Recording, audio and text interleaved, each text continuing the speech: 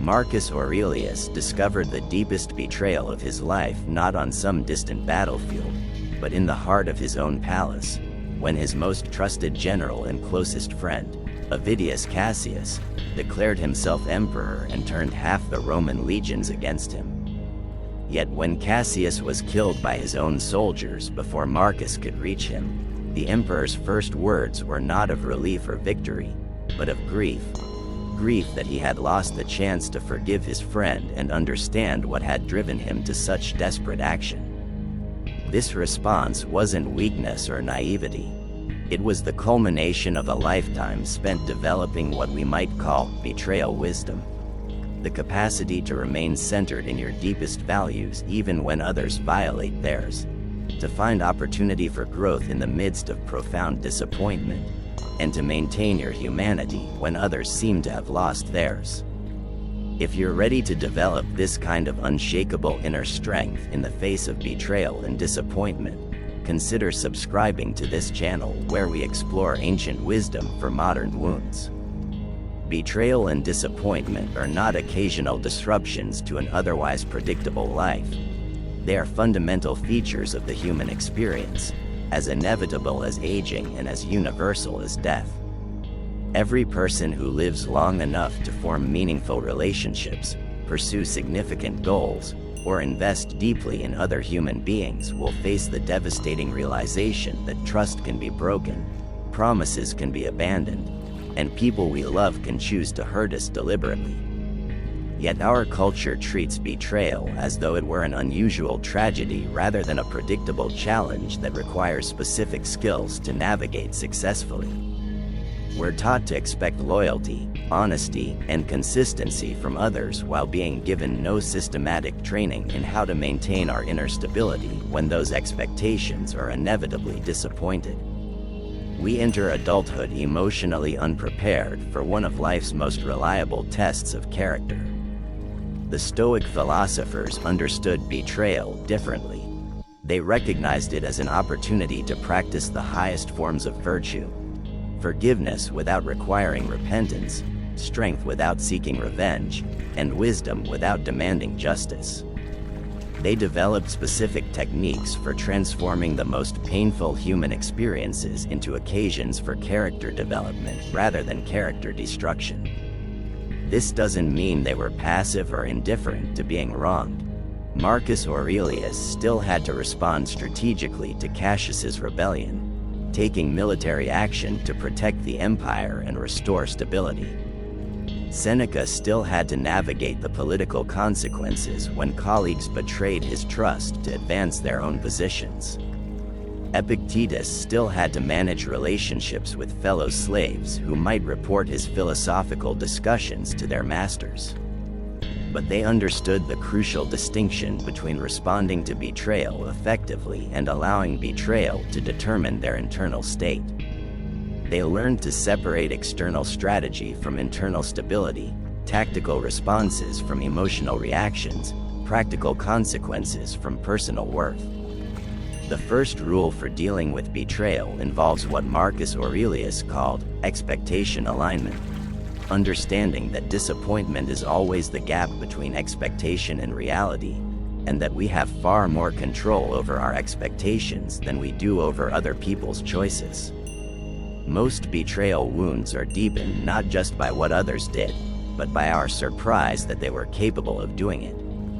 When we expect people to be consistently loyal, honest, and supportive, we set ourselves up for devastating shock when they prove to be complex, conflicted, and capable of choices that serve their interests at our expense. This doesn't mean becoming cynical or distrustful, but it does mean accepting what Marcus called the mixed nature of humanity. The reality that all people, including ourselves, are capable of both noble and selfish actions depending on circumstances and pressures. Expectation alignment involves what we might call realistic optimism, hoping for the best from people while preparing psychologically for the possibility that they might disappoint us. This preparation doesn't involve pessimistic assumption that everyone will betray us, but rather mental rehearsal of how we would maintain our values and continue pursuing our goals even if important people in our lives chose to abandon or oppose us. Marcus regularly practiced what he called negative visualization regarding relationships, spending time imagining how he would respond if his wife, his closest advisors, or his most trusted generals betrayed him.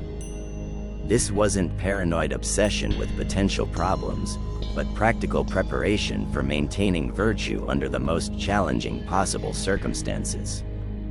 The second rule involves understanding what Epictetus taught as the ownership principle, recognizing that other people's choices belong entirely to them and reflect their character, not ours. When someone betrays us, our immediate tendency is to ask, "What did I do wrong?" Or, "How could I have prevented this?" These questions sometimes yield useful insights about better boundary setting or more careful trust building, but they often reflect a fundamentally mistaken belief that we are responsible for other people's moral choices. The ownership principle doesn't eliminate personal responsibility for our part in relational dynamics. If you consistently ignore red flags, fail to communicate clearly about expectations, or place people in situations where betrayal becomes tempting, those patterns deserve examination and modification. But the actual decision to betray trust, break promises, or harm someone who trusted them belongs entirely to the person making that choice. Understanding this distinction prevents what psychologists call survivor guilt, the tendency to blame ourselves for others' harmful actions. It also prevents us from wasting energy on futile attempts to control other people's moral development instead of focusing on areas where we actually have influence: our own responses, our own choices, and our own character development. The third rule addresses what Seneca called the purpose of pain, understanding that emotional suffering serves specific psychological functions that become distorted when we try to eliminate pain rather than learning from it. Betrayal hurts because it threatens our fundamental assumptions about safety, predictability, and human nature. The pain forces us to examine whether those assumptions were accurate and whether our approaches to trust and relationship need refinement. When we try to escape this pain immediately through distraction, numbing, or retaliation, we often miss the valuable information it contains about our vulnerabilities, our judgment patterns, and our areas for growth. Seneca practiced what he called philosophical examination of suffering, sitting with difficult emotions long enough to understand what they were teaching him about life and about himself. This doesn't mean wallowing in pain or treating suffering as though it were inherently virtuous. It means approaching emotional distress with curious investigation rather than immediate escape attempts. What assumptions about human nature does this betrayal challenge? What patterns in your trust-building process might need adjustment? What strengths within yourself might this challenge help you discover? The fourth rule involves what Marcus Aurelius practiced as virtue independence, maintaining your commitment to acting according to your values regardless of how others choose to act. One of the most insidious aspects of betrayal is its tendency to corrupt our own character by tempting us to abandon our principles in response to others' abandonment of theirs. When someone lies to us, we might be tempted to lie about them. When someone breaks promises to us, we might feel justified in breaking our commitments to them. When someone acts with cruelty toward us, we might convince ourselves that responding with cruelty is appropriate or even necessary. These responses are psychologically understandable, but they ultimately damage our character more than the original betrayal damaged our circumstances. Virtue independence means choosing your responses based on who you want to be rather than on how others have treated you. If honesty is one of your core values, you maintain that honesty even when describing people who have been dishonest with you. If compassion is central to your character, you extend that compassion even to those who have shown you cruelty. If integrity matters to you, You keep your commitments even to people who have broken their commitments to you. This isn't about being naive or allowing others to continue harming you without consequences. You can maintain honesty while setting firm boundaries with dishonest people. You can extend compassion while protecting yourself from cruel individuals. You can demonstrate integrity while ending relationships with people who lack integrity themselves. The fifth rule addresses what Epictetus taught as emotional sovereignty, maintaining ownership of your emotional responses rather than allowing other people's actions to dictate your internal state.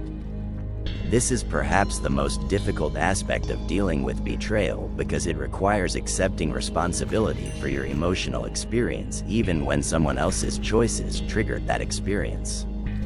Emotional sovereignty doesn't mean suppressing feelings or pretending that betrayal doesn't hurt. It means recognizing that while others can create circumstances that trigger emotional responses, the specific nature and duration of those responses depends largely on how we interpret events and what meaning we assign to them. Two people can experience identical betrayals and have dramatically different emotional outcomes based on their interpretation frameworks and response strategies. When Marcus Aurelius learned of Cassius's rebellion, he could have interpreted it as evidence that no one could be trusted, that his years of generous leadership had been wasted, or that human nature was fundamentally corrupt. Instead, he chose to interpret it as evidence that even good people sometimes make desperate choices under pressure, that leadership involves accepting the risk of being misunderstood or opposed, and that maintaining virtue becomes most important precisely when others abandon virtue. This choice of interpretation didn't eliminate his emotional response. He experienced grief, disappointment, and the stress of having to respond to a military threat. But it prevented those emotions from becoming overwhelming despair, cynical bitterness, or vengeful rage that would have corrupted his judgment and damaged his character. Emotional sovereignty requires developing what we might call interpretive flexibility, the capacity to consider multiple possible meanings for difficult events rather than accepting the first, most emotionally charged interpretation that occurs to us. When someone betrays your trust, you can interpret that action as evidence that you're naive, unworthy of loyalty, or surrounded by untrustworthy people. Or you can interpret it as evidence that trust always involves risk, that people sometimes make choices they later regret, and that your capacity to trust again is a strength rather than a weakness.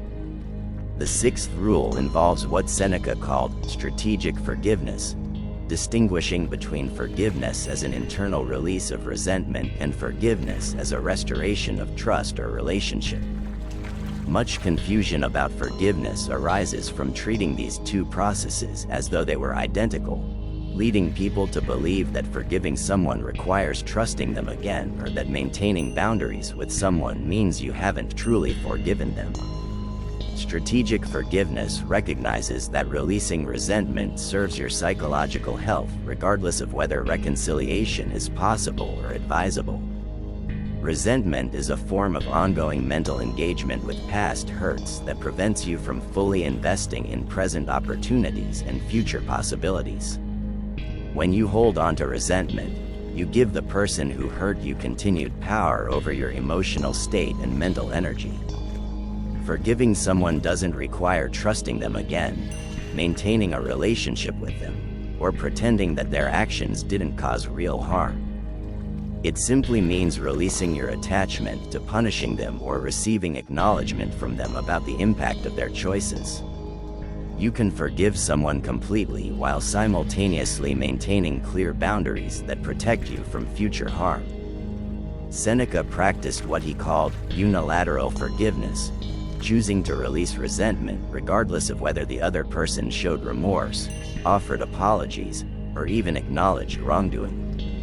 This practice freed him from the emotional burden of resentment while allowing him to make strategic decisions about future interactions based on practical considerations rather than emotional reactivity. The seventh rule addresses what Marcus Aurelius called opportunity extraction, the practice of identifying ways that betrayal and disappointment can serve your long-term development and wisdom rather than simply causing damage to your life. This doesn't involve pretending that harmful experiences are actually beneficial or engaging in toxic positivity that minimizes real losses. Instead, opportunity extraction involves recognizing that difficult experiences often reveal strengths you didn't know you possessed, clarify values that were previously unclear, and provide information about people and situations that helps you make better decisions in the future. The pain of betrayal can motivate you to develop better boundary-setting skills, more sophisticated judgment about character, and deeper appreciation for relationships that are genuine and reliable. Marcus used his experience of betrayal to become a more effective leader by developing better systems for monitoring the loyalty and mental state of his generals. He used disappointment in human nature to deepen his philosophical practice and strengthen his commitment to virtue regardless of others' choices. He used personal attacks on his character to clarify his actual values rather than the values he thought he should have.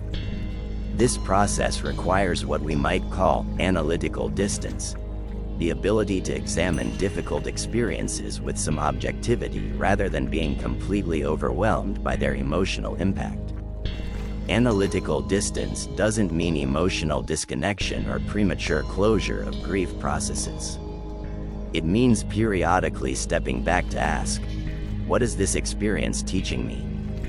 How might I become stronger, wiser, or more effective as a result of navigating this challenge? The eighth rule involves understanding what Epictetus taught as attachment wisdom, distinguishing between loving people deeply and being attached to specific outcomes from those relationships. Attachment, in the philosophical sense, involves tying your emotional well-being to things outside your control, other people's choices, their continued presence in your life, or their consistent meeting of your expectations. Love, by contrast, involves caring deeply about someone's well-being while accepting that you cannot control their choices or guarantee their continued presence in your life. You can love someone completely while simultaneously accepting that they might choose to leave, betray your trust, or disappoint you in significant ways. This acceptance doesn't diminish the love. It makes the love more genuine by freeing it from the distortions created by possessiveness and control. Attachment wisdom allows you to invest deeply in relationships while maintaining what Buddhists call non-attachment, care without clinging, love without possession, commitment without guaranteed outcomes. When you practice attachment wisdom, betrayal still hurts because you genuinely cared about the person in the relationship, but it doesn't devastate you because your fundamental sense of security and worth wasn't dependent on that person's continued loyalty or presence. The ninth rule addresses what Seneca practiced as boundary evolution, using experiences of betrayal and disappointment to develop more sophisticated understanding of appropriate limits in relationships while avoiding the extremes of naive openness and cynical closure. Most people respond to betrayal by either becoming more guarded in all relationships or by ignoring the lessons that betrayal might offer about better boundary setting. Boundary evolution involves examining what specific vulnerabilities the betrayal exposed and addressing those vulnerabilities without closing yourself off to future connection and trust. If someone betrayed your confidence by sharing private information, you might develop better criteria for determining what information to share with whom rather than deciding never to share personal information with anyone. If someone took advantage of your financial generosity, you might create clearer agreements about money in relationships rather than either refusing to help people financially or continuing to offer help without appropriate safeguards. If someone betrayed your trust by lying about their commitments to your relationship, you might develop better skills for recognizing inconsistencies between words and actions rather than either becoming suspicious of everyone or continuing to ignore obvious red flags. The goal isn't to become invulnerable to future betrayal. That's impossible for anyone who chooses to remain open to meaningful relationships. The goal is to become more skillful at building trust gradually, recognizing character accurately, and protecting yourself appropriately without closing yourself off to the connections that make life meaningful. The 10th rule involves what Marcus Aurelius called temporal perspective, understanding that the intensity of pain from betrayal is temporary, while the strength you develop by navigating that pain skillfully can be permanent. In the immediate aftermath of betrayal, the emotional impact can feel overwhelming and endless. The shock, anger, sadness, and disillusionment can make it seem as though you'll never feel safe, trusting, or optimistic about human nature again. But Marcus understood that emotional intensity naturally diminishes over time when we don't artificially maintain it through rumination, revenge fantasies, or repeated rehearsal of our grievances. The acute pain of betrayal typically lasts weeks or months, while the wisdom and strength you can develop by responding virtuously to that pain can last the rest of your life. Temporal perspective helps you endure the immediate difficulty by remembering that current emotional intensity doesn't represent permanent future states. The devastation you feel today will become manageable grief next month and valuable wisdom next year, assuming you navigate the process with commitment to growth rather than commitment to remaining wounded. This perspective also helps you make better decisions during the acute phase of betrayal recovery. When you remember that current emotional intensity is temporary, you're less likely to make permanent changes based on temporary feelings. You might choose to take space from someone who betrayed you without permanently cutting off all possibility of future relationship. You might adjust your approach to trust without deciding never to trust anyone again. The 11th rule addresses what Epictetus taught as character independence, recognizing that other people's moral failures don't diminish your worth or potential, and that maintaining your integrity becomes most important precisely when others abandon theirs. One of the most damaging aspects of betrayal is its tendency to make us question our own judgment, value, and worthiness of loyalty and love. When someone we trusted chooses to betray us, we often wonder whether we somehow deserved that treatment, whether we're naive for having trusted them, or whether there's something fundamentally wrong with us that made betrayal inevitable. These self-doubts can be more damaging than the original betrayal because they undermine our confidence in our own perceptions and our worthiness of better treatment. Character independence involves understanding that other people's choices reflect their character, not yours. The fact that someone chose to lie to you doesn't mean you're gullible. It means they're dishonest. The fact that someone chose to abandon commitments to you doesn't mean you're unworthy of commitment. It means they struggle with integrity. The fact that someone chose to harm you doesn't mean you deserved harm. It means they chose poorly. This understanding doesn't eliminate the need for self-examination about any patterns in your relationships that might need adjustment. If you consistently find yourself in relationships with dishonest people, that pattern deserves investigation. If you repeatedly ignore obvious red flags about people's character, that tendency merits attention. But the core principle remains: you are not responsible for other people's moral choices, and their poor choices don't reflect your inherent worth or potential.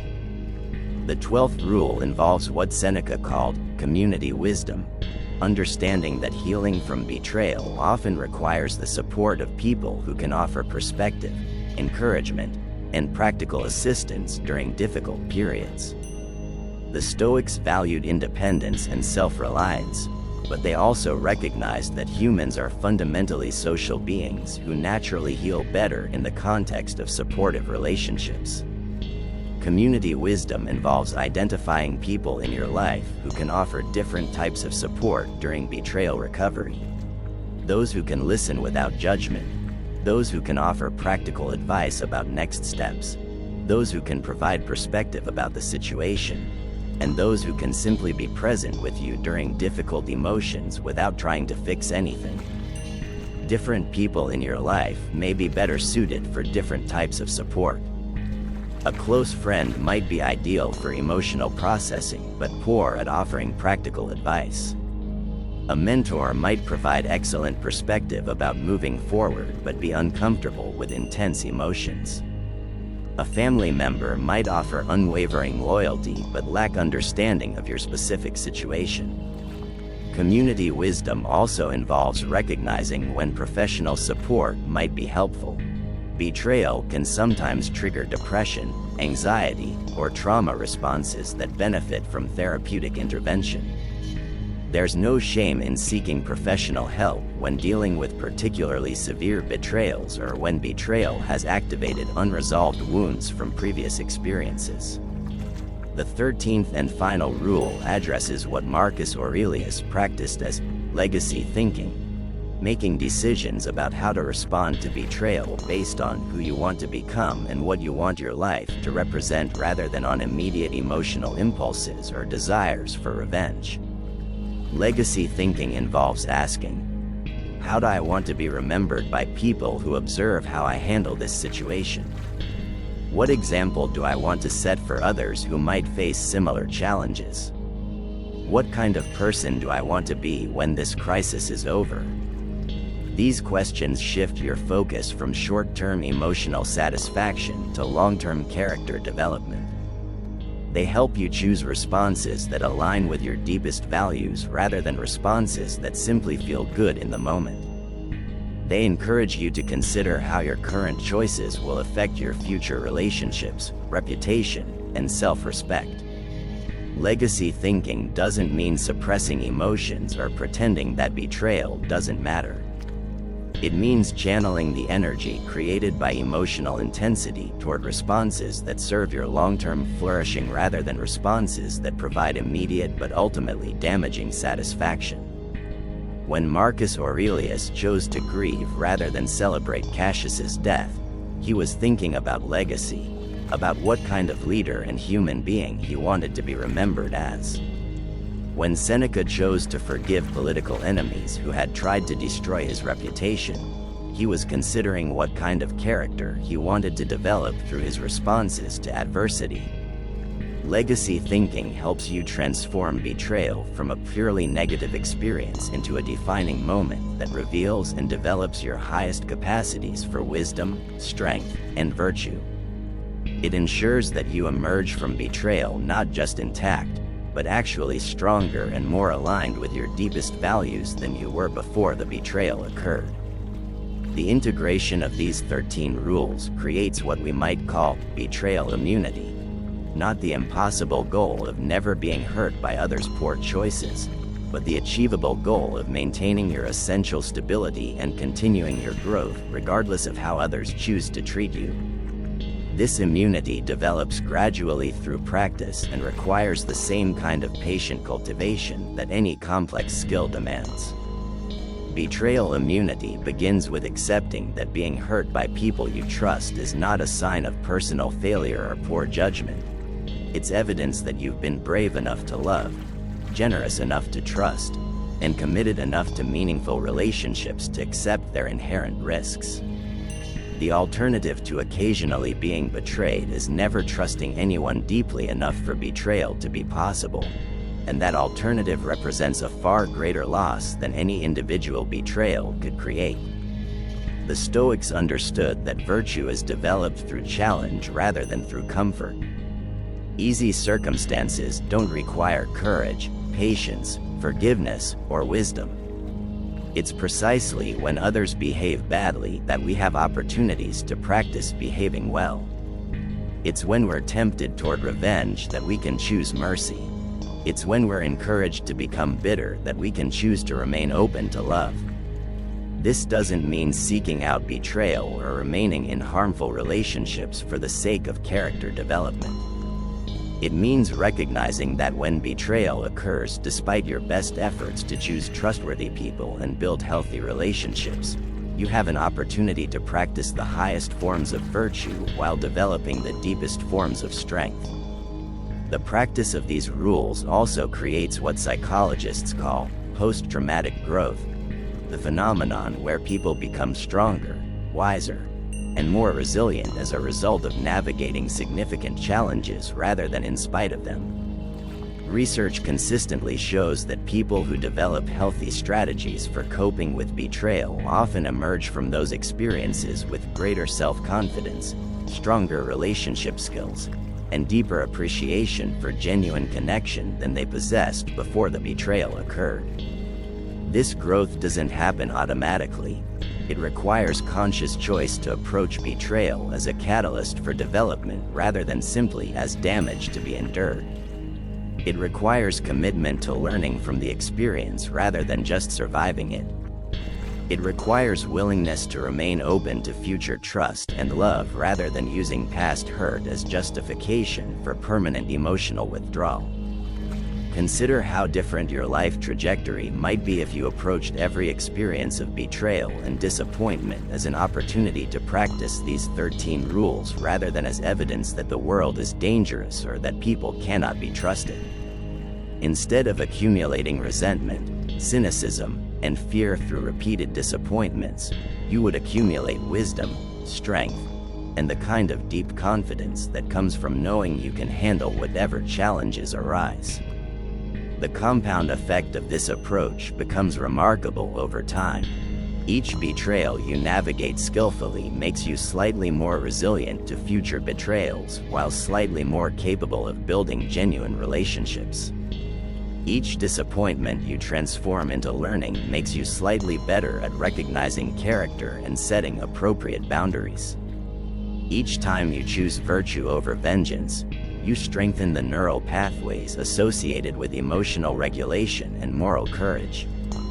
The long-term result is what the Stoics called invincibility, not the impossible goal of never being harmed, but the achievable goal of never being conquered by harm. You remain vulnerable to loss, disappointment, and betrayal because you continue to love, trust, and pursue meaningful goals. But you develop the capacity to maintain your essential character and continue your growth regardless of how others choose to respond to your love, trust, and commitment. This invincibility extends beyond your personal resilience to influence the culture of the communities you're part of. When you respond to betrayal with wisdom rather than reactivity, you model for others that it's possible to remain decent human beings even when treated indecently. When you choose forgiveness without requiring repentance, you demonstrate that virtue is internally motivated rather than externally dependent. When you maintain your commitment to trust and love despite being betrayed, you create psychological safety for others to remain vulnerable rather than becoming defensive. Your example gives others permission to continue believing in human goodness even when specific humans disappoint them. But perhaps the most profound benefit of mastering these rules is that they free you from the exhausting project of trying to control other people's choices in order to feel safe. When you know you can handle betrayal skillfully, you stop needing guarantees of loyalty before offering trust. When you're confident in your ability to recover from disappointment, you stop limiting your investments in relationships and goals to only those with guaranteed positive outcomes. This freedom allows you to love more deeply because you're not constantly protecting yourself from potential loss. It allows you to trust more readily because you're not devastated when trust is occasionally misplaced. It allows you to pursue meaningful goals more boldly because you're not paralyzed by the possibility that others might not support your efforts or might actively oppose them. The Stoics believed that this kind of freedom represents the highest form of human achievement, the capacity to maintain virtue regardless of circumstances, to continue growing regardless of obstacles, and to keep contributing positively to the world regardless of how the world treats you in return. As we conclude this exploration of Stoic wisdom for dealing with betrayal and disappointment, remember that these rules are not meant to be implemented perfectly or all at once. They represent ideals to grow toward rather than standards to meet immediately. Each time you practice one of these approaches, you're building the psychological muscles that will serve you throughout your life. The goal isn't to become invulnerable to hurt or to transcend the need for meaningful relationships. The goal is to develop the capacity to remain fully human, capable of love, trust, and hope, while also being resilient enough to maintain your essential character when others choose to violate the trust you've offered them. If these ideas resonated with you and you want to continue exploring how ancient wisdom addresses modern emotional challenges, consider subscribing to this channel where we build community around the pursuit of virtue in difficult circumstances. Share this video with someone who might benefit from developing greater resilience in relationships.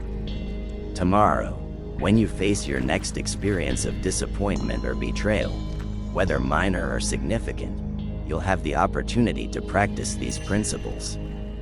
That practice, accumulated over time, is how we transform unavoidable pain into optional wisdom and develop the kind of character that remains stable regardless of how unstable the world around us becomes. The ancient Stoics understood that betrayal and disappointment are not interruptions to a good life. They are opportunities to demonstrate what a good life actually looks like when tested by real challenges. The 13 rules we've explored offer a path toward that demonstration, toward the kind of strength that grows through difficulty rather than being diminished by it. This is how we honor both our own capacity for virtue and others' capacity for growth, even when their current choices disappoint us. This is how betrayal becomes a teacher rather than just a wound, and how disappointment becomes a doorway rather than just a wall. This is the path of virtue that remains open to us regardless of how others choose to travel their own paths. The 13 rules represent more than strategies for surviving difficult relationships. They offer a comprehensive philosophy for remaining noble in an often ignoble world, for maintaining hope in the face of repeated disappointments, and for continuing to believe in human goodness even when specific humans fail to embody that goodness consistently. Marcus Aurelius, writing in his tent on the Germanic frontier while dealing with plague, war, and political betrayal, captured this philosophy perfectly. The best revenge is not to be like your enemy. The ultimate triumph over betrayal isn't the satisfaction of seeing those who wronged us suffer consequences. It's the deep fulfillment of becoming the kind of person who can transform any experience, no matter how painful, into an opportunity for greater wisdom and virtue. This transformation doesn't happen overnight, and it requires the same kind of commitment that any worthwhile achievement demands. But unlike external accomplishments that depend on circumstances beyond our control, the development of betrayal immunity depends entirely on choices that remain available to us regardless of how others choose to treat us. Every